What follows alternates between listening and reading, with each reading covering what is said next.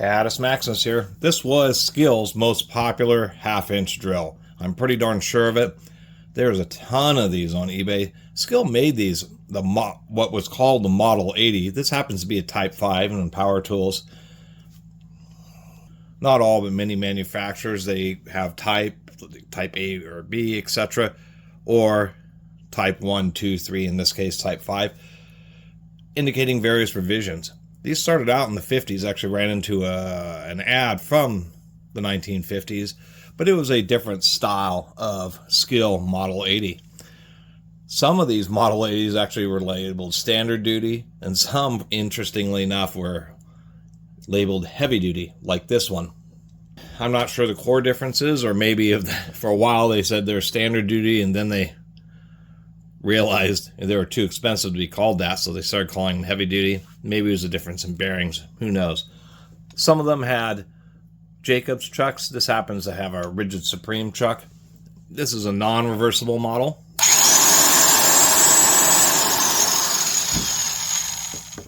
And I guess probably the most annoying thing about it is the fact that it uses a slightly smaller size. Instead of what's known as 3/4 inch MPT, which is the common pipe handle size on spade handle and big drills, this is using the 1/2 inch NPT. And yes, this hole is bigger than a 1/2 inch, but it's 1/2 inch MPT because it's based on the inner diameter of the pipe. This one's from the 1970s. I did find photos of Type 6s, and they seem to all be the same. Really hard to see the label, but you could just see there 4.5 amps, 450 RPM. And man, it is really difficult, but you can almost see the Type 5. I always thought it was funny to use a metal label and then just use really light printing on it. Or stamping. Really early ones had the label across the top of the gearbox, but they did change that. Early ones had a rib across the front. And you'll notice here, something that's a little interesting is, how is that gearbox held on? You don't see any screw holes. Well, you do see them. They're actually, you have to pull off the vent. There are two here, and there are two behind the spade handle. A little bit of a hassle to maintain. Other than that, these never were, quite the level. Now, Skil did have bigger 1/2 inch drills, but that was kind of one of my criticisms of Skil, is they they had too many grades of tools. They were both trying to compete with like Milwaukee and the professional and, Porter cables, at the same time also having lower units to compete with Black & Decker. One of the things that made Milwaukee famous is that they were all heavy duty. They didn't really have a home utility grade. And this is kind of in between that. In the era that this was made, Milwaukee's 450 RPM drills would have had a 6 amp motor. Same thing goes with the kind of the smooth round body Black & Deckers. All would have been a little bit more powerful. So this is being 4.5 amps. And I should also mention, we can just see in the fan there, moves the same direction as the chuck. So it's only double reduction. They're cheaping out just to be using a little bit less gears. The reason that you would want something like triple gear reduction is just because you have more gears to offset the load on. And ultimately, even though it's a little noisier and a little louder and more expensive, the whole gear train ends up lasting longer just because you have more metal in there to take the wear. That being said, it still isn't too bad. I'm not going to do a big drilling test. This would probably drive a 2 9/16 bit in soft pine, but it wouldn't do it in hardwoods. I'm pretty sure of that. But it still has some nice features, such as steel, I assume this is a threaded ring, screws on the front of the gearbox so that the front bearing is locked in place. And that steel ring actually adds a little bit to strength just because it's, of course, steel. Anyway, I figure we'd take a quick look inside this here. Of course, this is one of the issues with this. I'm surprised that, now the only real damage, this one, something fell on the handle and did crack it a little bit right there. But there's a lot of these I saw pictures of. This thing is just a thin casting, and it gets, it gets dropped, or stuff gets dropped on it, and that casting just gets broken apart. Taking a look at the motor here, it is, it does have welded contacts. It does have a little bit of wrapping, but it's an older style motor. Not a very heavy layer of varnish on this. Leaves those wires just a little bit exposed. But it's an okay design, but it doesn't have like wrapped field windings or anything like that. Suppose we ought to take out the brushes. As far as the commutator, you can just run your finger across it here. We can see that it's actually not in bad shape. This doesn't have that. It has some runtime on it, but not a ton. And I'm pretty sure that the brushes will indicate that. A lot of times the plastic gets broken up on these brush caps, but in this case it's not too bad. We do have some wear on those brushes, but that's right at the point where I just continue to use those or leave them in here. They're not close enough to really need replacing, and this won't be a drill that I'm going to be using a bunch, but I do want to pop the motor out and at least put some lube in the back bearing. If it happens to be a 608, which is a size that I have, then I'll swap it out. And here's our 4 gearbox screws. They just did it this way. Sue is also a brand that would do this, but it's really uncommon just because it does complicate service.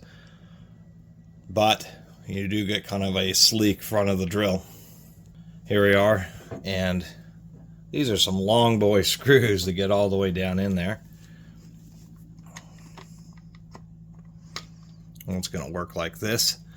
Now, oftentimes, even on these very old drills, this front bearing on the motor, as you can see, it gets grease and oils on it from the gearbox, and those actually tend to be good for a really long time. It's just the bearing at the back just has a tiny little reservoir of grease that's inside it and ends up in a situation where it gets dried out. They tend to be the bearings that end up failing. The screws at least have been tightened, although it really... That's kind of not the easiest to get apart. So it appeared that somebody had been inside this at least at some point.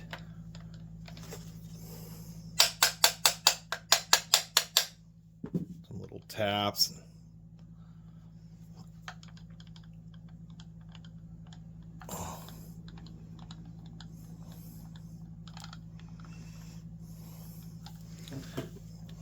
Just get enough of a gap in there. There we go. We do have needle bearings, an old school style where there are just all solid needles. It's a more common design on older tools just because they hadn't got quite to the point of realizing that they could do cage needle bearings and get away with half the needles and a slightly cheaper bearing and still have as much durability. And interestingly enough, it is indeed all helical cut gears. We can see the helical cut on the motor arbor. We'll take a closer look at that in a second. Now this is what I mean by double reduction, and the reason it is a little bit frowned upon. So we have this being reduced down to 450 RPM, and these motors, I mean, the speeds are, it really depends on the tool and the manufacturer, but on average it could be anywhere from 10 to 15,000 RPM. You know, things like routers and vacuum cleaners are 20, 25,000, 30,000 RPM. Anyway, the deal is when you do big reductions using less gears, you end up with this situation where you have a really little gear driving a very large gear. And the reason that ends up wearing out quicker is because there's just a heck of a lot more surface area going around this large gear and all its teeth. So what ends up happening is the small gear ends up wearing out, and really pretty quickly, where if you had triple reduction, then this gear would be a little bit smaller. And you can see the spindle on this second stage. Look at this. It's basically the same diameter as the motor spindle, except for it has a lot more torque on it. I can tell you that when the gears strip out on this drill, it's going to be right here, because it's, you know, this steel is not going to be any different than this steel. And it's attempting to take the same load, just about the same load, I should clarify, as the input. The one difference that Skil did do here is that this gear is just a little bit wider. So there is a little bit more surface area in the fact that there is a wider engagement than the motor is, as compared to the motor engaging on this spur gear, because this is thinner than this. But once again, it's only a slight amount. If they had used triple reduction, just would have been a little bit more proportional. And we can also tell, looking inside here, that there isn't any additional casting. So they didn't have versions of this that were triple reduction. Maybe this was just a double reduction. They were just all the same, essentially.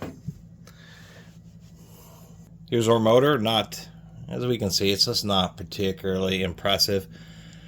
What I mean by older school is kind of this design here, where they wrap the motor and then they put this little card there, and then they put the connection wires to the commutator bar over the top of it.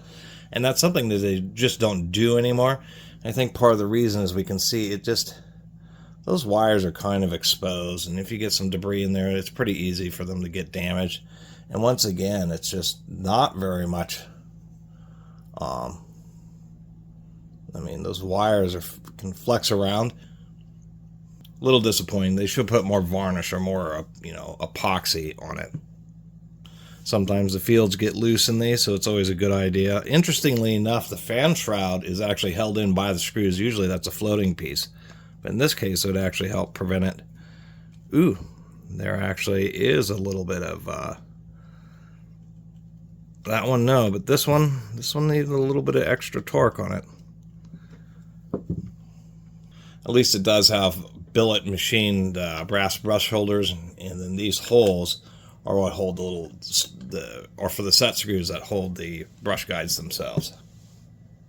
And it is indeed a 608, although I've also run into a lot on Makita's 607s and even 627s. So you kind of want to have a collection, but this is indeed a 608 just because it's 22 millimeter by 7 millimeters thick by, we can just see that, 8 millimeters inner diameter. So I'm going to go ahead and swap this. I figured take a look at the wires, got that all together. Kind of short screws for the handle too. That doesn't inspire confidence. Most of these drills, the handles are really pretty darn stout. And with many of these old drills, it's always kind of funky wiring them because the switch is screwed into the handle. You have to unscrew the switch and pull the whole thing out of the handle. I'm just making sure that we do appear to have a ground, which we do. And I'm going to take a look at the wires down inside here. It's a little funky to try and reach. I mean, these old style, this is probably the worst part about dealing with them, is just the fact that all the wires and everything are all buried down into the handle itself. So you got to kind of drag it all out. And when you rewire it, you have to get all the wiring measurements just right. Otherwise, it can be a bear to get the trigger switches back in there again. Anyway, at least this isn't super proprietary. This is you can find strain relief for this. Even though you wouldn't be able to find one just for this tool, there's plenty of power tools out there, and you'd be able to find a strain relief that fits into this little area, and then just this flat spot in the handle squishing it is what's the cord retention. Some tools, they have like really proprietary systems for especially older ones, to hold the wires in, and it can be also a challenge when you replace the cord to try to get it to stay in the tool. Anyway, that's more about the teardown, and got it all back together. Whoop. See how it sounds with the fresh grease.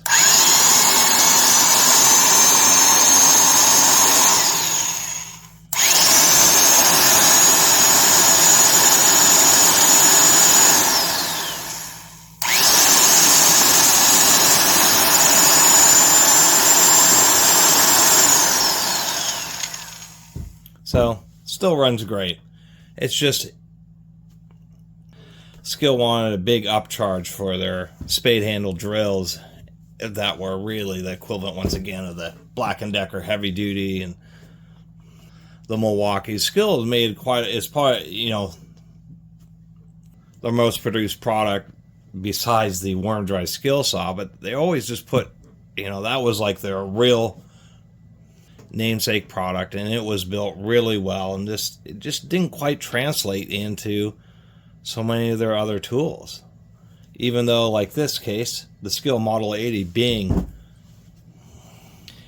I'm suspecting it's both for the longest period of time, drills labeled the Model 80 through various revisions, probably were produced for 30 years or more, and it is easily their most popular single half-inch drill model, the Model 80. Just searching around, there's a lot of Model 80s, not just the numbers that are on eBay, but just searching around through Google Images and stuff. Really telling you, just they did sell quite a few of these to go along with those skill saws, all get a heavy-duty drill. It's just that they had two grades, and then the bigger grade had a little bit more powerful motor, but I don't think it was still quite as much of a jump as the price would indicate. I was reading a couple forums, and somebody was talking about their Skil 80 and said it was like 30% more or something, 40% more for their bigger or their biggest D-handle drill. And so a lot of people just ended up going with the Model 80, and it worked out fine. It just isn't something you get super excited about, especially those gears. You do a lot of heavy drilling, long augers, doing a lot of mixing work where it's a continuous torque output. I'm sure there's actually enough airflow for the given power of the motor where they would actually stay cool enough. But those gears would wear out, and that's the biggest disappointment for me here, is just the fact that, ouch. For what is overall a pretty decently designed heavy-duty drill, just doesn't have gears that will last under long-term heavy-duty use. Even though they do use all ball and needle bearing construction, nice tight spindle. And it's probably why, even though there's a lot of them online, personally, I think maybe once or twice I've ever run into a Model 80, and they're usually, you know, dropped or broken or something like that. So I'm going to keep this in the collection because it's still Skil's most popular half-inch drill. As far as my vintage D-handles, this isn't the first one I'm going to reach for. If I have a friend who wants like a decent half-inch drill, they offer me $20 or something, which is what I paid for it. I'll just sell it to them, and it's the kind of drill you definitely get $20 out of. It's not the kind of drill I'd recommend that somebody buy for $50. That's too expensive, and I'd pass on it. You can get nice Milwaukee D handles and spade handles that are a lot better than this for the $50 range. Anyway, thanks for watching. See you next time.